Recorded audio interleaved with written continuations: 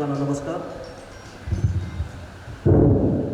मी बऱ्याच जागी स्टेजवर बोललो, पण आज शिक्षकांच्या समोर, सर्वांच्या गुरुजनांच्या समोर बोलताना माझं पाय लटलट.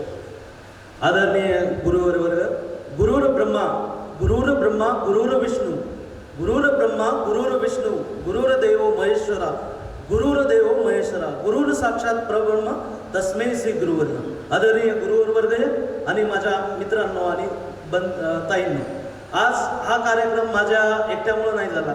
माझे मित्र सर्वजण अजीज आणि पप्पू आम्ही एका दिवशी बसलो, असाच विचार केला की बाबा आपण प्रोग्राम घ्यायला पाहिजे.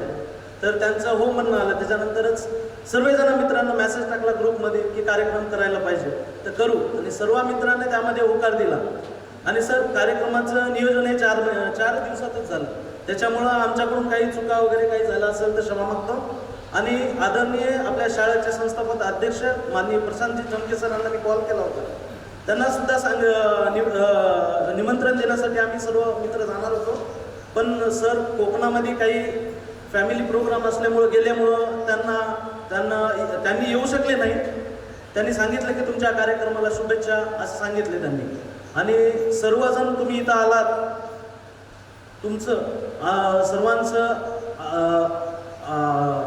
आभार मानतो की आमच्या 2-3 दिवसाच्या ह्याच्यामध्येच तुम्ही इतकं दिवाळीचा सण असताना कुणी बाहेरगावी जाणार होतं, तर त्यांचं उद्या जायचं ठरवून तुम्ही कार्यक्रमाला आलात. तुमचं पण आभार मानतो सर.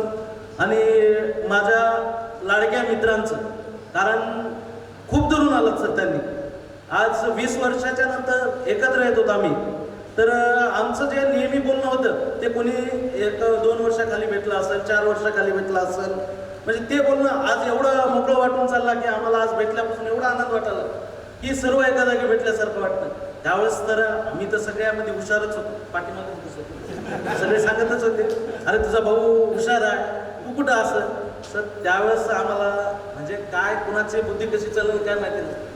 त्यावेळेस कुणाला कुठं जायचं असतं, काय अभ्यास करायचा असतं, पण आम्हाला ते खेळण्यामध्ये, बाहेर क्रिकेट, व्हॉलीबॉल ह्याच्यामध्येच नाद लागला होता. त्याच्यामुळे अभ्यासाकडे लक्ष दिलं नाही. आणि विशेष करून आमच्या भगिनी आलेत, 4 जणीच आलेत.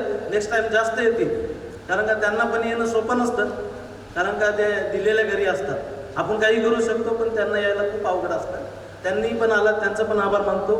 आणि यानंतर आपल्याला थोडंसं प्रोग्राम आहे श्रद्धांजलीचा. आदरणीय आपले सुरेश सर आणि आमचे मित्र विक्रम कुडमिते यांचे वडीलसुद्धा आणि माझे वडीलसुद्धा एका महिन्यापूर्वी वारले. त्यांना श्रद्धांजली देऊ आपण कार्यक्रम.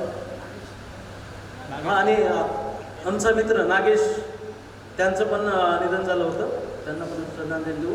आणि सर, तुमच्याकडून आम्हाला विशेष प्रेरणा भेटणारच आहे, नाही म्हणून नाही, तुमच्यामुळं आम्ही घडलो असं काही नाही. तुम्ही जे आम्हाला धप्पू मार दिला, हे डस्टर सगळ्यांना दिलेला आहे, सगळ्याचं खाल्लेला आहे मार, काही टेन्शन नाही. तर सगळ्याचं खाल्लेलं आहे. तुमच्यामुळं आम्ही इथं इथपर्यंत आलो.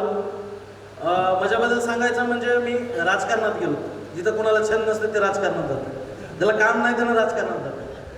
ज्याला काही काम नसेल, जे दुश्मनाला पण राजकारणात पाठवायचं, दुश्मनी काढायची असली तर 1-2 छोटे बॅनर लावायचे, त्याला भाऊ वाढदिवसाच्या हार्दिक शुभेच्छा म्हणायचं. भाऊ गेलं 10 वर्ष त्या राजकारणामध्ये कट्ट्यात. त्यामुळं राजकारणात कोणी जाऊ नका मित्र. आम्ही गेलो ते तुमच्या आशीर्वादामुळे थोडं पुढं तर गेलो. मी मार्केट कमिटी चेअरमन झालो, संचालक आहे. आणि मला छंद आहे सामाजिक कार्यामध्ये, नेहमीपासून करतो, 7-8 वर्षापासून करतो. पण चुकून कोणी राजकारणात जाऊ नका, लेकर बाळा सांभाळा. त्याच्यामुळे यानंतर राजू भैयाला मी सांगतो प्रस्तावित करावं.